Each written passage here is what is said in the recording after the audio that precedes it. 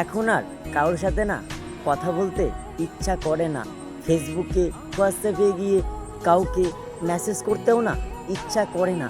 কারণ মানুষ আমাকে এতটাই বিরক্তিকর ভাবে, বা আমি মেসেজ করলে মানুষ এতটাই বিরক্তি হয় না, যে সেখান থেকে না একটা জিনিস শিখলাম বা বুঝলাম যে মানুষকে বিরক্ত করা ঠিক না।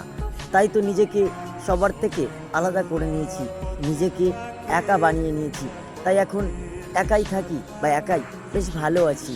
কিন্তু ইচ্ছা করে কারোর সাথে কয়েকটা মিনিট কথা বলতে, কিন্তু তখনই মনে পড়ে যে মানুষ তো আমাকে বিরক্ত ভাবে, মানুষ আমার মেসেজ দেখে বিরক্ত হয়।